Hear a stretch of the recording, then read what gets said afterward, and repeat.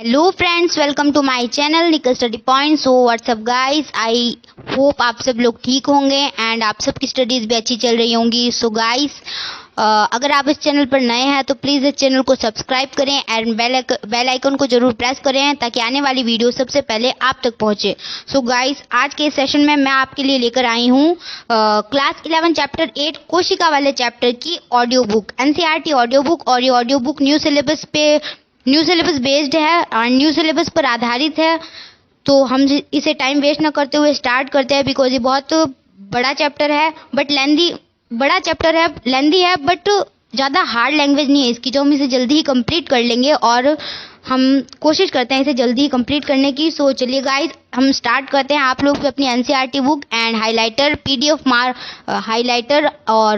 PDF को mark करने के लिए हाइलाइटर, पेंसिल, पेन जो भी है वो आप लेकर बैठ जाएं ताकि हम इंपॉर्टेंट पॉइंट्स को हाईलाइट कर सके जो कि हमारे नोट्स में हमें प्रोबेबली ना मिले। और गाइस, सबसे पहले एक इम्पोर्टेंट बात मैं हर बार आपको बताना भूल जाती हूँ, जो मैं बताना चाहती हूँ आपको, कि मैं आपको ज़्यादातर तो जो एनसीईआरटी में ऐसे वर्ड्स होते हैं जिनकी मीनिंग आपको आती नहीं हो तो वो मैं बता देती हूँ, बट ऐसे कुछ वर्ड जो आपको नहीं आते और जो मैं भी अगर ना बता पाऊँ और जो आपको ना आए तो उसे आप कमेंट में लिख दे ताकि मैं उनको आपको बता दूं। कमेंट सेक्शन में मैं आपको ज़रूर जवाब दूंगी। तो आपके जो भी डाउट्स हैं, जो भी क्वेरीज हैं, वो आप कमेंट सेक्शन में लिख सकते हैं। और अगर डाउट न भी हो तो कुछ भी आपकी जो रिक्वायरमेंट है कि आगे मैं कौन सी वीडियो लाऊं, कोई गाइडेंस की वीडियो, आपको जो भी वीडियो के बारे में बताना है तो आप कमेंट सेक्शन में जाकर लिख सकते हैं। मैं उस पर वीडियो लाऊंगी। और आपको ये पीडीएफ जो भी मिलती है एंड ये जो मैं आपके लिए क्लासेस ला रही हूँ, ऑडियो बुक्स, जो आपको कैसी लगी इसका जवाब भी आप कमेंट सेक्शन में लिख सकते हैं एंड आई होप आप सबको अच्छी लगे। सो चलिए गाइस, स्टार्ट करते हैं। मैं मार्कर वगैरह सेट कर लेती हूँ। आज हम ग्रीन मार्कर का यूज़ करने वाले हैं। ओके, चलिए स्टार्ट करते हैं। मैं इसको बड़ा कर लेती हूँ। सबसे पहले कोई भी जो इकाई शुरू होती है तो उससे पहले आपको एनसीईआरटी में ये पैराग्राफ दिया हुआ मिलेगा, जिसमें हो सकता है कोई इंपॉर्टेंट चीज़ हो और ये भी हो सकता है कि कोई इंपॉर्टेंट चीज़ ना हो। फिर भी हम इसे एक बार पढ़ लेंगे ताकि हमें पता चल जाए कि है या नहीं है इसमें इंपॉर्टेंट चीज़, ताकि आप लोगों को कोई परेशानी नहीं हो, कोई दिक्कत ना हो कि हमें इसे पढ़ना चाहिए या नहीं पढ़ना चाहिए। हम देखते हैं, चलिए स्टार्ट करते हैं।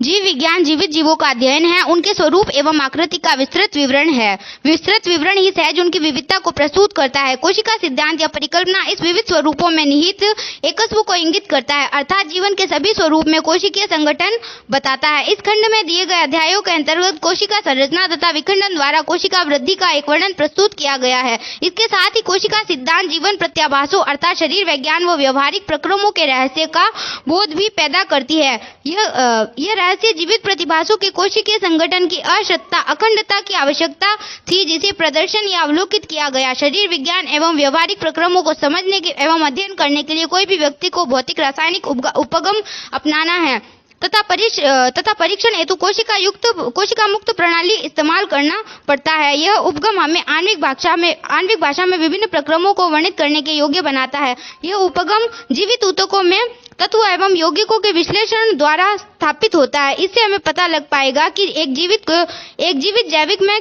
किस प्रकार के कार्बनिक यौगिक उपस्थित हैं।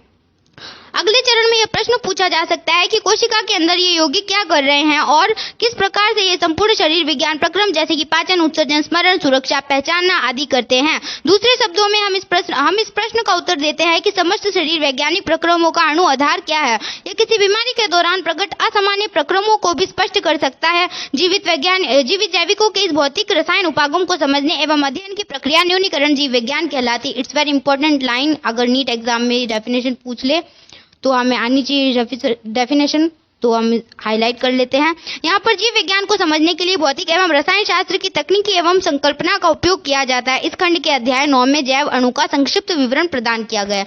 सो गाइस, हमें वैसे तो हम आउटलाइन बॉर्डर के तौर पर इस इकाई के आउटलाइन बॉर्डर के तौर पर हम इसे पढ़ सकते हैं कि इस चैप्टर में हमें क्या दिया गया। जो डेफिनेशन इंपॉर्टेंट थी उस पर मैंने हाईलाइट करवा दिया। तो चलिए स्टार्ट करते हैं हमारी सेकंड स्लाइड। इसके लिए आप नीट वालों के लिए एक स्पेशल सरप्राइज है। मैं ये जो सारे दे रखे हैं जितने भी वैज्ञानिक हैं उनके बारे में समरी जो नीट में आने योग्य इससे प्रश्न बन सकते हैं, तो उसके लिए मैं आपके लिए एक अलग से ट्रिकी चीज़ें लेकर आऊँगी जिससे आप इसे इजीली याद करेंगे। सो गाइस, चलिए हम हमारा जो रियल चैप्टर है वो स्टार्ट करते हैं। इस चैप्टर में हम पढ़ेंगे कोशिका के बारे में। कोशिका क्या है, कोशिका सिद्धांत, कोशिका का समग्र अध्ययन, प्रोकैरियोटिक कोशिका एंड यूकैरियोटिक कोशिकाएं। स्टार्ट करते हैं कोशिका जीवन की इकाई से। जब आपने अपने चारों तरफ देखते हैं तो वे जीव व निर्जीव दोनों को आप पाते हैं। आप अवश्य आश्चर्य करते होंगे एवं अपने आप से पूछते होंगे कि ऐसा क्या है जिस कारण से जीव जीव कहलाते हैं और निर्जीव जीव नहीं हो सकते। इस जिज्ञासा का उत्तर केवल यही हो सकता है कि जीवन की आधारभूत इकाई जीव कोशिका की उपस्थित एवं अनुपस्थिति है। सभी जीवधारी कोशिकाओं से बने होते हैं। इनमें से कुछ जीव एक कोशिका से बने होते हैं जिन्हें एक कोशिकीय जीव कहते हैं, जबकि दूसरे हमारे जैसे अन्य कोशिकाओं से मिलकर बने होते हैं जिन्हें बहुकोशिकीय जीव कहते हैं। 8.1 कोशिका क्या है। कोशिका जीवधारी स्वतंत्र अस्तित्व यापन व जीवन के सभी आवश्यक कार्य करने में सक्षम होती है। कोशिका के बिना किसी का भी स्वतंत्र जीवन अस्तित्व नहीं हो सकता। इस कारण जीव के लिए कोशिका ही मूलभूत संरचनात्मक व क्रियात्मक इकाई होती है। एंटोन वैन ल्यूवेनहॉक ने पहली बार कोशिका को देखा व इसका वर्णन किया। रॉबर्ट ब्राउन ने बाद में केंद्रक की खोज की। सूक्ष्मदर्शी की खोज के बाद व इसमें सुधार के बाद फेज कंट्रास्ट व इलेक्ट्रॉन सूक्ष्मदर्शी द्वारा कोशिका की विस्तृत संरचना का अध्ययन संभव हो सका।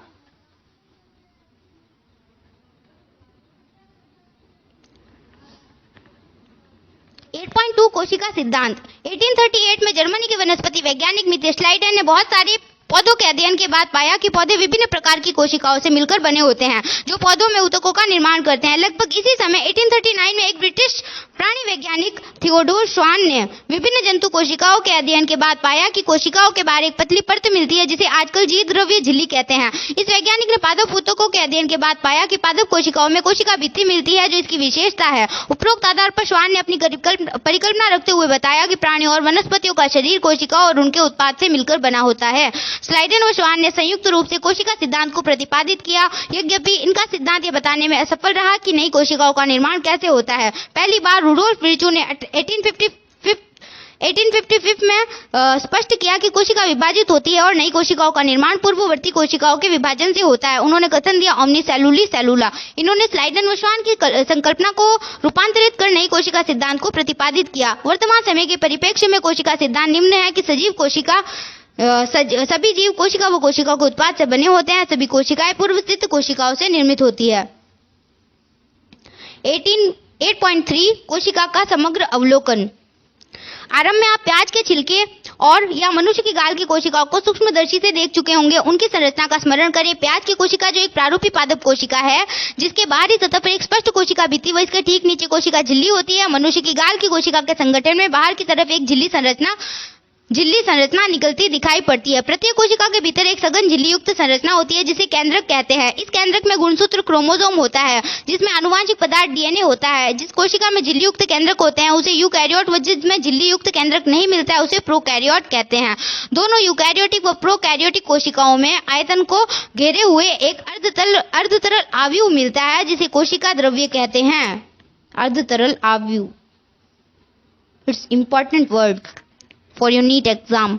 दोनों पादप व जंतु कोशिकाओं में कोशिकीय क्रियाओं हेतु कोशिका द्रव्य एक प्रमुख स्थल होता है। कोशिका को जीव अवस्था संबंधी विभिन्न रासायनिक अभिक्रियाएं यहीं संपन्न होती है। यूकैरियोटिक कोशिकाओं में केंद्रक के अतिरिक्त अन्य झिल्ली युक्त विभिन्न संरचनाएं मिलती है जो कोशिकांग कहलाती है, जैसे अंतःप्रद्रवी जालिका, एंडोप्लाज्मिक रेटिकुलम, सूत्रकणिकाएं, माइटोकॉन्ड्रिया, सूक्ष्मकाय माइक्रोबॉडीज, गोल्जी सम्मिश्र, लयनकाय लाइसोसोम व राजधानी प्रोकैरियोटिक कोशिका में झिल्ली युक्त कोशिकाओं का अभाव होता है।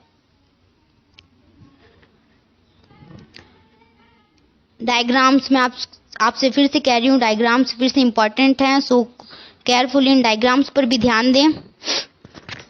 यूकैरियोटिक व प्रोकैरियोटिक दोनों कोशिकाओं में झिल्ली रहित अंगक राइबोसोम मिलते हैं। कोशिका के भीतर राइबोसोम केवल कोशिका द्रव्य में ही नहीं बल्कि दो अंगकों हरित लवक पौधों में व सूत्रकणिका में व खुरदरी अंतःप्रद्रवी जालिका में भी मिलते हैं। जंतु कोशिकाओं में झिल्ली रहित तारककाय केंद्रक जैसे अन्य अंगक मिलते हैं जो कोशिका विभाजन में सहायता करते हैं। कोशिकाएं माप, आकार व कार्य की दृष्टि से काफी भिन्न होती है। चित्र 8.1 उदाहरण, सबसे छोटी कोशिका माइकोप्लाज्मा 0.3 माइक्रोमीटर लंबाई की, जबकि जीवाणु बैक्टीरिया 3 से 5 माइक्रोमीटर के होते हैं। पृथक की गई सबसे बड़ी कोशिका शुतुरमुर्ग के अंडे के समान है। बहुकोशिकीय जीवधारियों में मनुष्य की लाल रक्त कोशिका का व्यास लगभग 7.0 माइक्रोमीटर होता है। तंत्रिका कोशिकाएं सबसे लंबी कोशिकाओं में होती है। ये बिंबाकार, बहुभुजी, स्तंभी, घनाभ, धागे की तरह या असमाकृति प्रकार की हो सकती है। कोशिकाओं का रूप उनके कार्य के अनुसार भिन्न भिन्न हो सकता है।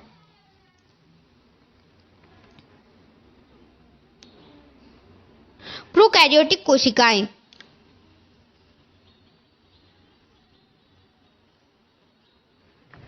प्रोकैरियोटिक कोशिकाएं जीवाणु, नीलहरी शैवाल, माइकोप्लाज्मा और प्लूरोनमूनिया समजीव पीपैलो में मिलते हैं। सामान्यतः ये यूकैरियोटिक कोशिकाओं में बहुत छोटी होती है और काफी तेजी से विभाजित होती है। चित्र 8.2। माप का आकार काफी भिन्न होता है। जीवाणु के 4 मूल आकार होते हैं: दंडाकार बैसिलस, गोलाकार कोकस, कोशाकार विब्रो व सर्पिल स्पाइरल। प्रोकैरियोटिक कोशिका का मूलभूत संगठन, आकार व कार्य में विभिन्नता के बावजूद एक सा होता है। सभी प्रोकैरियोटिक में कोशिका भित्ति होती है जो कोशिका झिल्ली से घिरी होती है। केवल माइकोप्लाज्मा को छोड़कर कोशिका में साइटोप्लाज्म एक तरल मैट्रिक्स के रूप में भरा रहता है। इसमें कोई स्पष्ट विभेदित केंद्रक नहीं पाया जाता। आनुवंशिक पदार्थ मुख्य रूप से नग्न व केंद्रक झिल्लियों द्वारा परिबद्ध नहीं होता है। जीनोमिक डीएनए के अतिरिक्त एकल गुणसूत्र गोलाकार डीएनए जीवाणु में सूक्ष्म डीएनए वृत्त जीनोमिक डीएनए के बाहर पाए जाते हैं। इन डीएनए वृत्तों को प्लाज्मिड कहते हैं। ये प्लाज्मिड डीएनए जीवाणुओं में विशिष्ट समलक्षणों को बताते हैं। उनमें से एक प्रतिजीवी के प्रतिरोधी है। It's important line.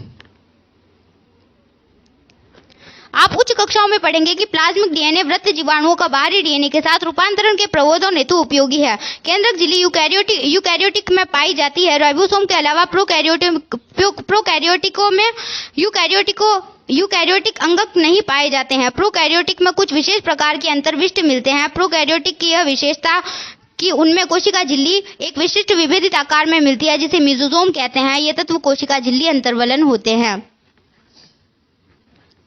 8.4.1 कोशिका आवरण और इसके रूपांतरण। अधिकांश प्रोकैरियोटिक कोशिका, विशेषकर जीवाणु कोशिकाओं में एक जटिल रासायनिक कोशिका आवरण मिलता है। इनमें कोशिका आवरण दृढ़तापूर्वक बनकर 3 स्तरीय संरचना बनाता है, जैसे बाह्य परत ग्लाइकोकैलिक्स, जिसके पश्चात क्रमशः कोशिका भित्ति एवं जीव द्रव्य झिल्ली होती है। यद्यपि आवरण की प्रत्येक परत का कार्य भिन्न है, परंतु ये तीनों मिलकर एक सुरक्षा इकाई बनाते हैं। जीवाणुओं को उनकी कोशिका आवरण में विभिन्नता व ग्राम द्वारा विकसित अभिरंजन विधि के प्रति विभिन्न व्यवहार के कारण 2 श्रेणियों में वर्गीकृत किया जाता है। जैसे जो ग्राम अभिरंजित है उसे ग्राम धनात्मक एवं अन्य जो ग्राम अभिरंजित नहीं है उन्हें ग्राम ऋणात्मक कहते हैं।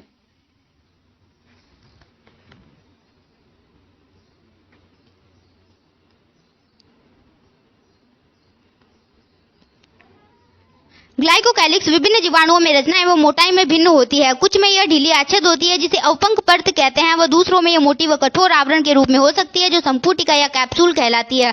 कोशिका भित्ति कोशिका के आकार को निर्धारित करती है व सशक्त संरचनात्मक भूमिका प्रदान करती है जो जीवाणु को फटने तथा निपातित होने से बचाती है। जीवद्रव्य झिल्ली प्रकृति में वर्णात्मक होती है और इसके द्वारा कोशिका बाह्य वातावरण से संपर्क बनाए रखती है। संरचना अनुसार ये झिल्ली यूकैरियोटिक झिल्ली जैसी होती है। एक विशेष झिल्लीमय संरचना जो जीवद्रव्य झिल्ली के कोशिका में फैलाव से बनती है को मेसोसोम कहते हैं। ये फैलाव फुटिका, नलिका एवं पटलिका के रूप में होते हैं। ये कोशिका भित्ति निर्माण, डीएनए प्रतिकृति व इसके संतति कोशिका में वितरण को सहायता देता है। या श्वसन स्रावी प्रक्रिया जीवद्रव्य झिल्ली के पृष्ठ क्षेत्र एंजाइम मात्रा को बढ़ाने में भी सहायता करता है। कुछ प्रोकैरियोटिक जैसे नीलहरित जीवाणु के कोशिका द्रव्य में झिल्लीमय विस्तार होता है जिसे वर्णक की लवक कहते हैं। इसमें वर्णक पाए जाते हैं। जीवाणु कोशिकाएं चलायमान अथवा अचलायमान होती है। यदि वह चलायमान है तो उनमें कोशिका भित्ति जैसी पतली संरचना मिलती है जिसे कशाभिका कहते हैं। जीवाणुओं में कशाभिका की संख्या व विन्यास का क्रम भिन्न भिन्न होता है। जीवाणु कशाभिका फ्लैजिलम 3 भागों में बटा होता है: तंतु, अंकुश व आधारीय शरीर। तंतु कशाभिका का सबसे बड़ा भाग होता है और यह कोशिका सतह से बाहर की ओर फैला होता है। जीवाणुओं के सतह पर पाई जाने वाली संरचना रोम व झालर इनकी गति में सहायक नहीं होते हैं। रोम लंबी नलिकाकार संरचना होती है जो विशेष प्रोटीन की बनी होती है। झालर लघुशुक जैसे तंतु होते हैं जो कोशिका के बाहर प्रवर्धित होते हैं। कुछ जीवाणुओं में यह उनको पानी की धारा में पाई जाने वाली चट्टानों व पशु ऊतकों में चिपकने में सहायता करती है।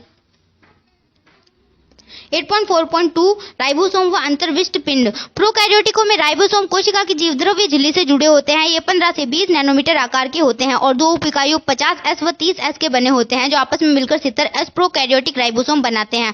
राइबोसोम के ऊपर प्रोटीन संश्लेषित होती है। बहुत से राइबोसोम एक संदेशवाहक आरएनए से संबंध होकर एक श्रृंखला बनाते हैं जिसे बहु राइबोसोम अथवा बहुसूत्र कहते हैं। बहुसूत्र का राइबोसोम संदेशवाहक आरएनए से संबंध होकर प्रोटीन निर्माण में भाग लेता है। अंतर्विष्ट पिंड। प्रोकैरियोटिक कोशिकाओं में बचे हुए पदार्थ कोशिका द्रव्य में अंतर्विष्ट पिंड के रूप में संचित होते हैं। ये झिल्ली द्वारा घिरे नहीं होते हैं, एक कोशिका द्रव्य में स्वतंत्र रूप से पड़े रहते हैं। उदाहरणार्थ फॉस्फेट कणिकाएं, साइनोफाइसिन कणिकाएं और ग्लाइकोजन कणिकाएं। गैस राजधानी नील हरित, बैंगनी और हरी प्रकाश संश्लेषी जीवाणुओं में मिलती है। इस स्लाइड में कोशिकाओं के डायग्राम दिए गए हैं आपको। 8.5 यूकैरियोटिक कोशिकाएं ससीम केंद्र की कोशिकाएं। सभी आद्य जीव, पादप प्राणी व कवक में यूकैरियोटिक कोशिकाएं होती है। यूकैरियोटिक कोशिकाओं में झिल्लीदार अंगकों की उपस्थिति के कारण कोशिका द्रव्य विस्तृत कक्षयुक्त प्रतीत होता है। यूकैरियोटिक कोशिकाओं में झिल्लीमय केंद्रक आवरण युक्त व्यवस्थित केंद्रक मिलता है। इसके अतिरिक्त यूकैरियोटिक कोशिकाओं में विभिन्न प्रकार के जटिल गतिकी एवं कोशिकीय कंकाल जैसी संरचना मिलती है। इनमें आनुवांशिक पदार्थ गुणसूत्रों के रूप में व्यवस्थित रहते हैं। सभी यूकैरियोटिक कोशिकाएं एक जैसी नहीं होती है। पादप व जंतु कोशिकाएं भिन्न होती है। पादप कोशिकाओं में कोशिका भित्ति, लवक एवं एक बड़ी केंद्र की राजधानी मिलती है, जबकि प्राणी कोशिकाओं में यह अनुपस्थित होती है। दूसरी तरफ प्राणी कोशिकाओं में तारकाय मिलता है जो लगभग सभी पादप कोशिकाओं में अनुपस्थित होता है। चित्र 8.3। आइए अब प्रत्येक कोशिका अंगों की संरचना व कार्यविधि का अध्ययन करें। 8.5.1 कोशिका झिल्ली। वर्ष 1915 के इलेक्ट्रॉन सूक्ष्मदर्शी की खोज के बाद कोशिका झिल्ली की विस्तृत संरचना का ज्ञान संभव हो सका। इस बीच मनुष्य की लाल रक्त कोशिकाओं की कोशिका झिल्ली के रासायनिक अध्ययन के बाद जीवद्रव्य झिल्ली की संभावित संरचना के बारे में जानकारी प्राप्त हो सकी। अध्ययनों के बाद इस बात की पुष्टि हुई कि कोशिका झिल्ली मुख्यतः लिपिड व प्रोटीन की बनी होती है। इसमें प्रमुख लिपिड फॉस्फोलिपिड होते हैं जो दो सतहों में व्यवस्थित रहते हैं। लिपिड झिल्ली के अंदर व्यवस्थित होते हैं जिनका ध्रुवीय सिरा बाहर की ओर व जल भीरू पुच्छ सिरा अंदर की ओर होता है। इसमें सुनिश्चित होता है कि संतृप्त हाइड्रोकार्बन की बनी हुई अध्रुवीय पुच्छ जलीय वातावरण से सुरक्षित रहती है। चित्र 8.4। इसके अतिरिक्त फॉस्फोलिपिड झिल्ली में कोलेस्ट्रॉल भी होता है। बाद में जैव रासायनिक अनुसंधानों से यह स्पष्ट हो गया कि कोशिका झिल्ली में प्रोटीन व कार्बोहाइड्रेट पाया जाता है। विभिन्न कोशिकाओं में प्रोटीन व लिपिड का अनुपात भिन्न भिन्न होता है। मनुष्य के रुधिराणु इरिथ्रोसाइट की झिल्ली में लगभग 52% प्रोटीन व 40% लिपिड होते हैं। झिल्ली में पाए जाने वाले प्रोटीन को अलग करने की सुविधा के आधार पर दो अंगभूत व परिधीय प्रोटीन भागों में विभक्त कर सकते हैं। परिधीय प्रोटीन झिल्ली की सतह पर होता है जबकि अंगभूत प्रोटीन आंशिक या पूर्ण रूप से झिल्ली में धसे होते हैं। कोशिका झिल्ली का उन्नत नमूना 1972 में सिंगर व निकोलसन द्वारा प्रतिपादित किया गया जिसे तरल कृमि नमूना के रूप में व्यापक रूप से स्वीकार कर लिया गया है। चित्र 8.4। इसके अनुसार लिपिड की अर्धतरलीय प्रकृति के कारण फॉस्फोलिपिड द्विसतह के भीतर प्रोटीन पार्श्विक गति करता है। झिल्ली के भीतर गति करने की क्षमता उसकी तरलता पर निर्भर करती है। चलते हैं अगली स्लाइड में। Diagram is very important. झिल्ली की तलीय प्रकृति इसके कार्य जैसे कोशिका वृद्धि, अंतराकोशिकीय संयोजन का निर्माण, श्रवण, अंतःकोशिक कोशिका विभाजन इत्यादि की दृष्टि में महत्वपूर्ण है। जीवद्रव्य झिल्ली का सर्वाधिक महत्वपूर्ण कार्य यह है कि इसमें अणुओं का परिवहन होता है। यह झिल्ली इसके दोनों तरफ मिलने वाले अणुओं के लिए चयनित पारगम्य है। कुछ अणु बिना ऊर्जा की आवश्यकता के इस झिल्ली से होकर आते हैं जिसे निष्क्रिय परिवहन कहते हैं। उदासीन विलेय सांद्रता प्रवणता के अनुसार जैसे उच्च सांद्रता से निम्न सांद्रता के और साधारण विसरण द्वारा इस झिल्ली से होकर जाते हैं। जल भी इस झिल्ली से उच्च सांद्रता से निम्न सांद्रता की ओर गति करता है। विसरण द्वारा जल के प्रवाह को परासरण कहते हैं। चूंकि ध्रुवीय अणु जो अध्रुवीय लिपिड द्विसतह से होकर नहीं जा सकते, उन्हें झिल्ली से होकर परिवहन के लिए झिल्ली की वाहक प्रोटीन की आवश्यकता होती है। कुछ आयनीय अणुओं का झिल्ली से होकर परिवहन उसकी सांद्रता प्रवणता के विपरीत जैसे निम्न से उच्च सांद्रता की ओर होता है। इस प्रकार के परिवहन हेतु ऊर्जा आधारित प्रक्रिया होती है जिसमें एटीपी का उपयोग होता है जिसे निष्क्रिय परिवहन कहते हैं। यह एक पंप के रूप में कार्य करता है जैसे सोडियम आयन, पोटेशियम आयन। 8.5.2 कोशिका भित्ति। आपको याद ही होगा कि कवक पौधों की कोशिका झिल्ली जीवद्रव्य झिल्ली के बाहर पाए जाने वाली द्रव निर्जीव आवरण को ही कोशिका भित्ति कहते हैं। कोशिका भित्ति कोशिका को केवल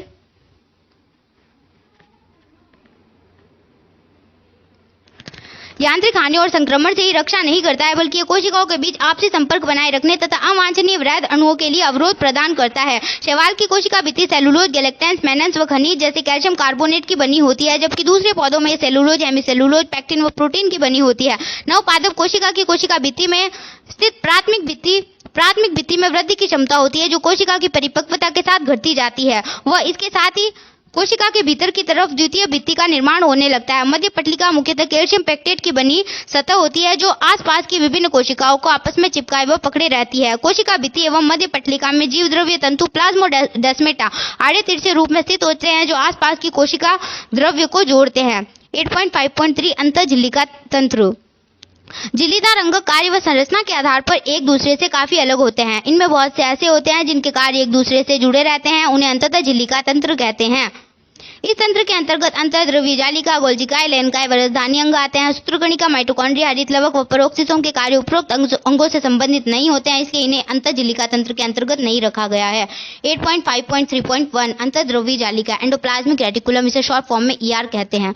इलेक्ट्रॉन सूक्ष्मदर्शी से अध्ययन के पश्चात यह पता चला कि यूकेरियोटिक कोशिकाओं के कोशिका द्रव्य में चपटे आपस में जुड़े थैली युक्त छोटी नलिकावत जालिका तंत्र बिखरा रहता है, जिसे अंतःद्रव्य जालिका कहते हैं। चित्र 8.5। प्राय राइबोसोम अंतर्द्रव्य जालिका के बाहरी सतह पर चिपके रहते हैं, जिसे अंतर्द्रव्य जालिका के सतह पर यह राइबोसोम मिलते हैं, उसे खुरदरी अंतर्द्रव्य जालिका कहते हैं। राइबोसोम की अनुपस्थिति पर अंतर्द्रव्य जालिका चिकनी लगती है, अतः इसे चिकनी अंतःद्रव्य जालिका कहते हैं। जो कोशिकाएं प्रोटीन संश्लेषण एवं स्रावण में सक्रिय भाग लेती है, उनमें खुरदरी अंतःद्रव्य जालिका बहुतायत से मिलती है। ये काफी फैली हुई केंद्र के बाह्य झिल्लिका तक फैली रहती है।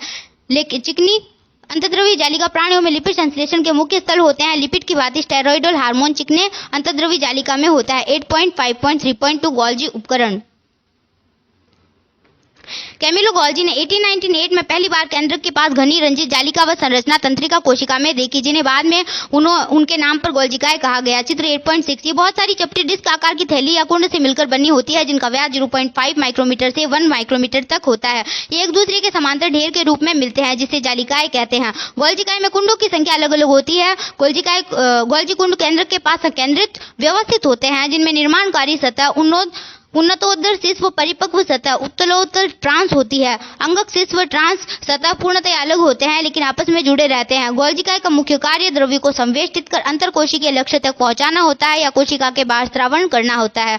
संवेष्टित द्रव्य अंतःद्रव्य जालिका में पुटिका के रूप में गोल्जिकाए के शीर्ष सिरे से संगठित होकर परिपक्व सतह की ओर गति करते हैं। इससे स्पष्ट है कि गोल्जिकाए का अंतःद्रव्य जालिका से निकटतम संबंध है। अंतःद्रव्य जालिका पर उपस्थित राइबोसोम द्वारा प्रोटीन का संश्लेषण होता है, जो गोल्जिकाए के ट्रांस सिरे से निकलने के पूर्व इसके कुंड में रूपांतरित हो जाते हैं। गोल्जिकाए ग्लाइकोप्रोटीन व ग्लाइकोलिपिड का निर्माण के प्रमुख स्थल हैं। 8.5.3.3 लयनकाय लाइसोसोम। यह झिल्ली-पुटिका संरचना है जो संवेष्टन विधि द्वारा गोल्जिकाए में बनते हैं। पृथक्कीकृत लयनकाय पुटिकाओं में सभी प्रकार की जल अपघटनीय एंजाइम जैसे हाइड्रोलेज, लाइपेसेज, प्रोटोएसेज व कार्बोहाइड्रेजेज मिलते हैं, जो अम्लीय परिस्थितियों में सर्वाधिक सक्रिय होते हैं। ये enzyme carbohydrate, protein, lipid, nucleic अम्ल आदि के पाचन में सक्षम है। 8.5.3.4 राजधानी वैक्यूल। कोशिका द्रव्य में झिल्ली द्वारा घिरी जगह को राजधानी कहते हैं। इनमें पानी, रस, उत्सर्जित पदार्थ व अन्य उत्पाद जो कोशिका के लिए उपयोगी नहीं है भी इसमें मिलते हैं। राजधानी एकल झिल्ली से आवृत होती है, जिसे टोनोप्लास्ट कहते हैं। पादप कोशिकाओं में यह कोशिका का 90% स्थान घेरती है। पौधों में बहुत से आयन व दूसरे पदार्थ सांद्रण प्रवणता के विपरीत टफेनोप्लास्ट से होकर राजधानी में अभिगमित होते हैं। इस कारण से इनकी सांद्रता राजधानी में कोशिका द्रव्य की अपेक्षा काफी अधिक होती है।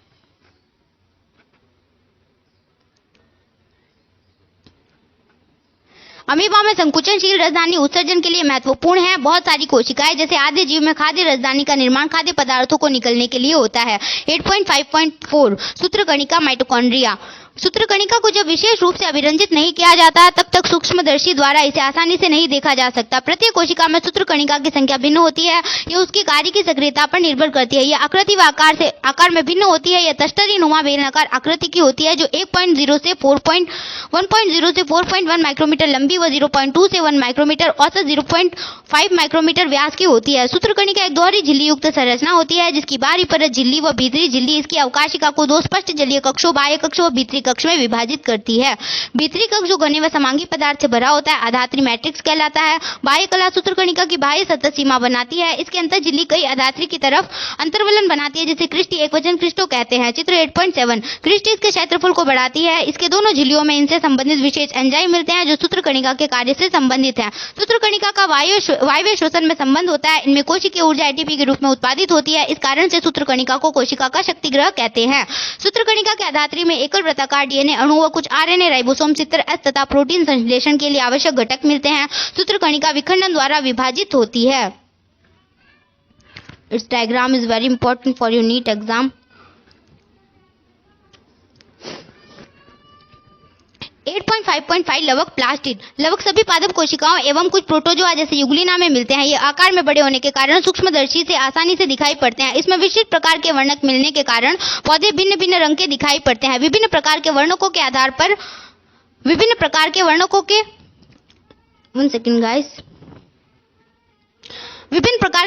आधार पर लवक कई तरह के होते हैं जैसे हरित लवक, वर्णी लवक व अवर्णी लवक। हरित लवकों में पर्णहरित वर्णक व कैरोटीनॉइड वर्णक मिलते हैं जो प्रकाश संश्लेषण के लिए आवश्यक प्रकाश की ऊर्जा को संचित रखने का कार्य करते हैं।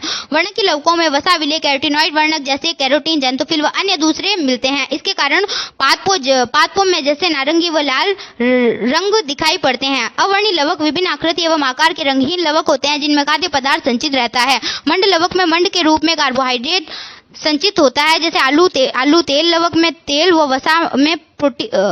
वसा तथा प्रोटीन लवक में प्रोटीन का भंडारण होता है। हरे पौधों के अधिकतर हरित लवक पत्ती की पर्ण मध्योत्तर कोशिकाओं में पाए जाते हैं। हरित लवक लेंस के आकार के अंडाकार, गोलाकार, चक्रिक व फीते के आकार के अंगों होते हैं जो विभिन्न लंबाई 5 से 10 माइक्रोमीटर व चौड़ाई 2 से 4 माइक्रोमीटर के होते हैं। इनकी संख्या भिन्न हो सकती है जैसे प्रत्येक कोशिका में एक क्लेमाइडोमोनास हरित शैवाल से 20 से 40 प्रति कोशिका पर्ण मध्योत्तर कोशिका में हो सकते हैं। ये अक्सर नहीं बताई जाती है, लाइन्स और अंडरलाइन करनी पड़ेगी। यह सूत्रकणिका की तरह हरित लवक द्विझिल्लिका युक्त होते हैं। उपरोक्त दो में से इसकी भीतरी लवक झिल्ली अपेक्षाकृत कम पारगम्य होती है। हरित लवक के अंतर झिल्ली से घिरे हुए भीतर के स्थान को पीटिका स्ट्रोमा कहते हैं। पीटिका में चपटे झिल्ली युक्त थैली जैसी संरचना संगठित होती है जिसे थाइलेकोइड कहते हैं। चित्र 8.8 थाइलेकोइड सिक्कों के चट्टों की भांति ढेर के रूप में मिलती है जिसे ग्रेना एकवचन ग्रेनम कहते हैं या अंतर्ग्रेना थाइलेकोइड कहते हैं। इसके अलावा कई चपटी झिल्लीनुमा नलिकाएं जो ग्रेना के विभिन्न थाइलेकोइड को जोड़ती है उसे पीटिकाएं पटलिकाएं कहते हैं। थाइलेकोइड की झिल्ली एक रिक्त स्थान को घेरती है, इसे अवकाशिका कहते हैं। हरित लवक की पीटिका में बहुत एंजाइम मिलते हैं जो कार्बोहाइड्रेट व प्रोटीन संश्लेषण के लिए आवश्यक है। इनमें छोटा द्विलड़ी वृत्ताकार डीएनए अणु व राइबोसोम मिलते हैं। हरित लवक थाइलेकोइड में उपस्थित होते हैं। हरित लवक में पाए जाने वाला राइबोसोम कोशिका द्रव्य राइबोसोम 80 से छोटा होता है।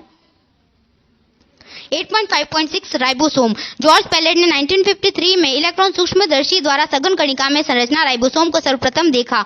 ये राइबोन्यूक्लिक अम्ल व प्रोटीन के बने होते हैं और किसी भी झिल्ली से घिरे नहीं होते हैं।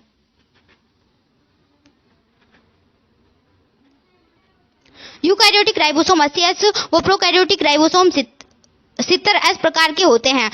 प्रत्येक राइबोसोम दो उप इकाइयों बड़ी व छोटी उप इकाइयों का होता है। यहाँ पर एस वेटबर्ग इकाई अवसादन गुणांक को प्रदर्शित करता है। यह अप्रोक्ष रूप से आकार व घनत्व को व्यक्त करता है। दोनों 70S व 80S राइबोसोम दो उप इकाइयों से बना रहता है। 8.5.7 साइटोपंजर साइटोस्केलेटन। प्रोटीन युक्त विस्तृत जालिका व तंतु जो कोशिका द्रव्य में मिलता है उसे साइटोपंजर कहते हैं। कोशिका में मिलने वाला साइटोपंजर के विभिन्न कार्य जैसे यांत्रिक सहारा व गति व कोशिका के आकार को बनाए रखने में उपयोगी है।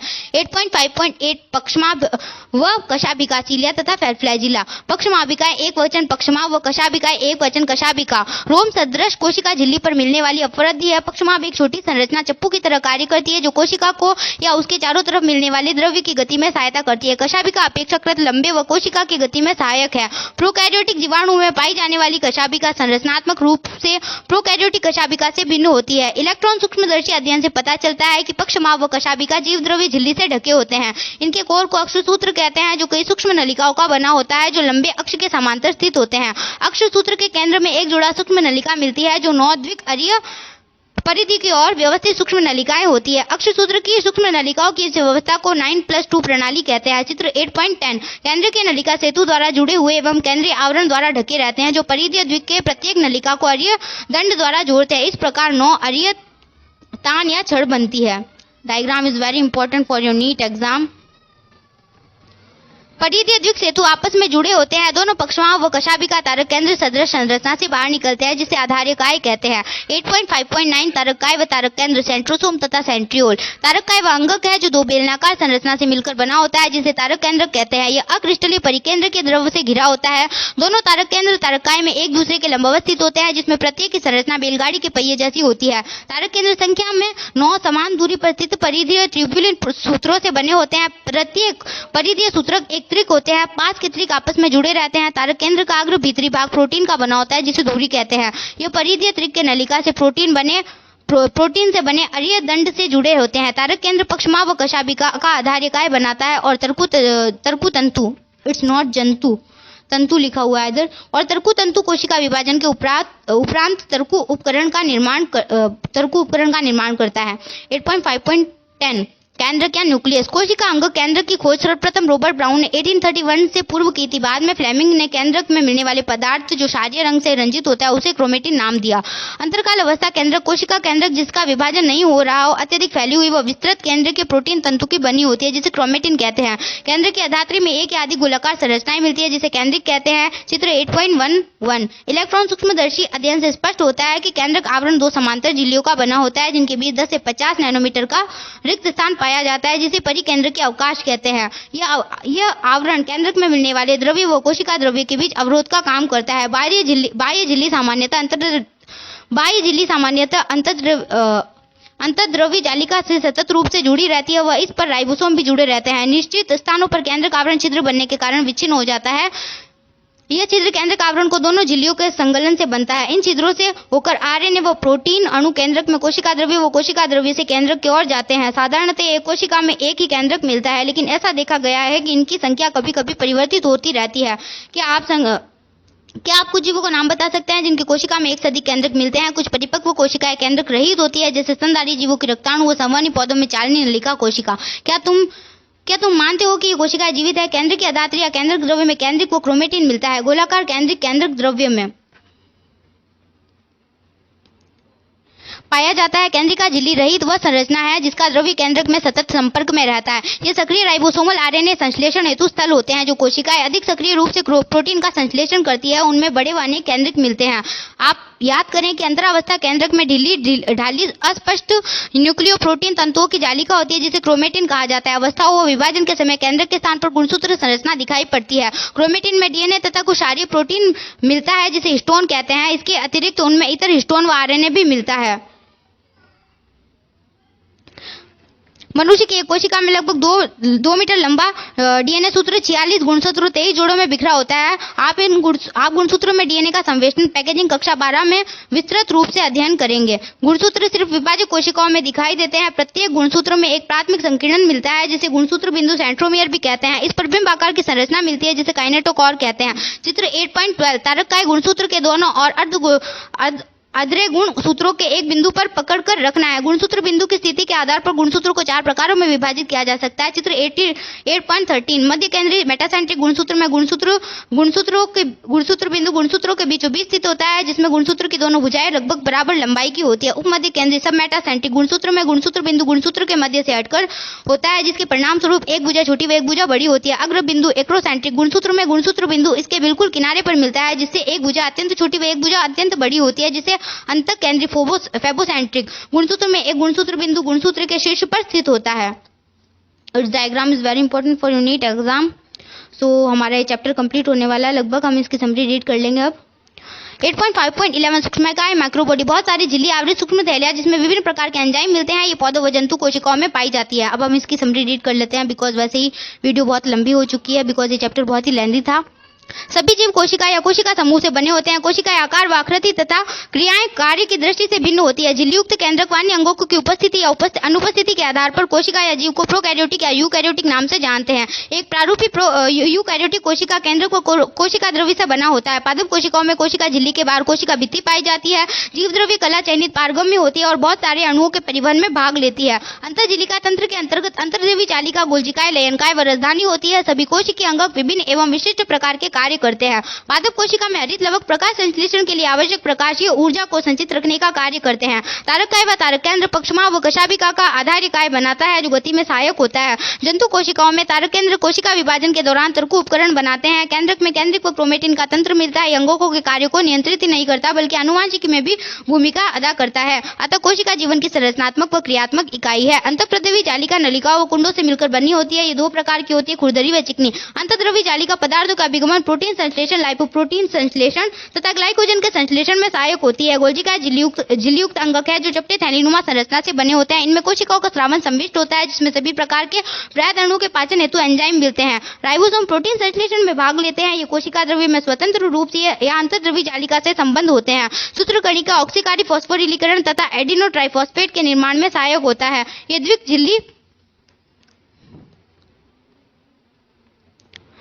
झिल्ली कृष्टि में अंतर्वलित होते हैं। लवक वर्णक युक्त अंगक जो केवल पादप कोशिकाओं में मिलते हैं। ये द्विक झिल्ली युक्त रचनाएं हैं। लवक के ग्रहणा में प्रकाशीय अभिक्रिया तथा पीटिका में प्रकाशीय अभिक्रिया संपन्न होती है। हरे रंगीन लवक वर्णक लवक कहलाते हैं जिनमें कैरोटीन तथा जेंटोफिल जैसे वर्णक मिलते हैं। पक्षमाप तथा कशाभिका कोशिका की गति में सहायक होते हैं। कशाभिका पक्षमाप से लंबे होते हैं। कशाभिका तरंगी गति से चलते हैं जबकि पक्षमाप डोलन नोदन द्वारा गति करते हैं। केंद्रक द्विक झिल्ली युक्त केंद्रक झिल्ली से घिरा होता है जिसमें केंद्रक छिद्र पाए जाते हैं। भीतरी झिल्ली केंद्रक द्रव्य व क्रोमेटिन पदार्थ को घेरे रहता है। प्राणी कोशिका में तारक केंद्र युग्मित होता है जो एक दूसरे के लंबवत स्थित होता है। तो गाइस हमारे ये चैप्टर कंप्लीट हो चुका है और इसके अभ्यास क्वेश्चन आपको जो भी आपने नोट्स बनाए होंगे जहाँ से भी कोचिंग की होगी उसके नोट्स से आपको ये सारे क्वेश्चन इसके मिल जाएंगे। और सो गाइस हमारा ये चैप्टर कंप्लीट हो चुका है। बहुत मेहनत लगी इस चैप्टर को बनाने में, ऑडियो रिकॉर्डिंग बनाने में, बिकॉज बहुत ही लेंथी चैप्टर है और इसे एक बार में कवर करना बहुत ही मुश्किल होता है। फिर भी मैंने कम से कम टाइम में इसे कवर करने की कोशिश की और आपको एक अच्छी ऑडियो बुक प्रोवाइड कर दी है। सो गाइस सबसे पहले मैं आपको एक बात बताना चाहती हूँ कि अगर वीडियो अच्छी लगे तो आप इस वीडियो को लाइक जरूर करें। और एक बात मैं ये बताना चाहती हूँ कि अगर आपको कोई भी इशू हो तो आप कमेंट सेक्शन में ज़रूर रिप्लाई किया करें ताकि मुझे भी पता चले कि मेरी वीडियो कौन कहाँ से देख रहा है। और ये भी लिखे कि आप कहाँ से हैं और कहाँ से मेरी वीडियो देख रहे हैं ताकि मुझे भी थोड़ा मोटिवेशन मिले, मैं आपके लिए और भी अच्छे अच्छे काम कर पाऊँ। और आप अगर न्यू स्टूडेंट आप एनसीईआरटी अगर स्पीड मेरी एनसीईआरटी ऑडियो बुक की तेज़ लग रही है आपको, so don't you worry because speed ऐसी ही सही रहेगी। बिकॉज हमारी नीट की जर्नी में हमें एक बार एनसीईआरटी नहीं पढ़नी है बल्कि जितनी बार चाहे हमें एनसीईआरटी पढ़नी है, इसलिए ये स्पीड एकदम सही रहेगी। अगर आपको थोड़ी ज़्यादा स्पीड लग रही है, परफेक्ट लग रही है तो कोई बात नहीं, अगर ज़्यादा स्पीड लग रही है तो आप इस स्पीड को कम करके देखें ताकि आपको एक फर्स्ट बार पढ़े तब आप स्पीड को कम करके देखें और बाकी सेकंड थर्ड जितनी भी बार आप पढ़ें इसी स्पीड से देखें ताकि बिकॉज आपको बहुत बार एनसीईआरटी पढ़नी है, इसलिए ये स्पीड एकदम सही रहेगी आपके लिए। So thanks for watching guys. इस वीडियो को लाइक करें एंड चैनल को सब्सक्राइब करें एंड बेल आइकन को जरूर प्रेस करें। बाय।